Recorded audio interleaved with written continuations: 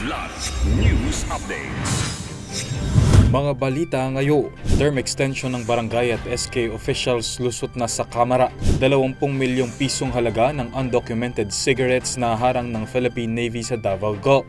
Eduardo Año mananatili bilang National Security Advisor. Court Administrator Raul Villanueva bagong Associate Justice ng Korte Suprema. Ako po si Cesar Soriano para ihatid ang nangungunang mga balita sa buong kapuluan ngayon. Aprobado na sa ikatlo at huling pagbasa ng Kamara ang mungkahing palawigin ng termino ng elected officials ng barangay at sangguniang kabataan o SK.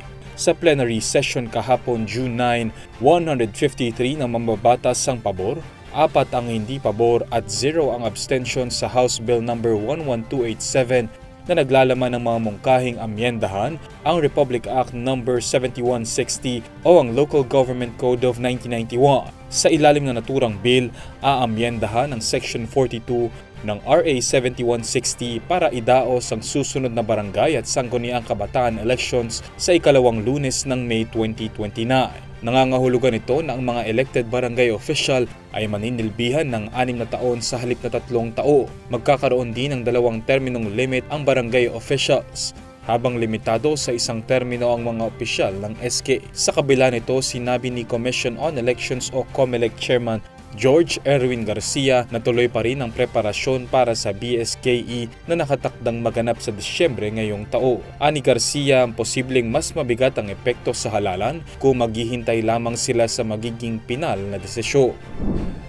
Naharang ng mga tauhan ng Naval Forces Eastern Mindanao ng Philippine Navy ang isang bangkang may kargang 20 million pesos na halaga ng undocumented foreign brand cigarettes sa Dumoy Point, Davao Gulf, kamakailan. Nagsasagawa ng routine maritime patrol ang BRP Hermenegildo Yurong PG-906 noong June 7 nang namataan ng isang motorized bangka na MV Sharefa na nagbababa ng mga kahon sa pampa. Sa kanilang paglapit, madali ang ibinaba ng isang crew ang mga cargo bago tumakas. Tumambad sa boarding team ang 800 mastered cases ng undocumented cigarettes na kanilang kinumpiska at dinala sa Naval Station Flex Apolinario sa Panacan, Davao City. Kalaunan ay itinurn over ang mga nahuling kontrabando sa proper authorities para sa investigasyon at legal na hakbang.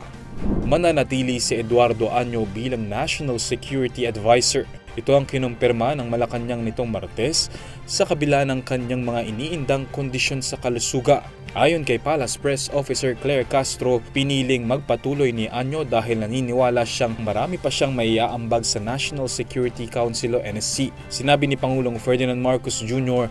na suportado niya ang desisyon ni Año, nakilala sa matibay na liderato at mahabang karanasan sa seguridad ng bansa. Itinalaga si Año sa NSC noong Enero 2023 at nananatiling mahalagang tagapayo ng Pangulo sa usapin ng pambansang seguridad. Samantala, formal namang itinalaga si Court Administrator Raul Villanueva bilang bagong Associate Justice ng Korte Suprema, kapalit ni Justice Mario Lopez. Nanumpa siya sa harap ng Pangulo nitong Martes. Si Villanueva ang kauna-unahang appointee ni Marcos sa Korte Suprema. Ayon kay Marcos, ang karanasan ni Villanueva sa judiciary ay well-deserved at umaasa siyang lalong pagtitibayin nito ang ugnayan ng ekotibo at hudikatura tungo sa isang makatao at maunlad na pamahalaan.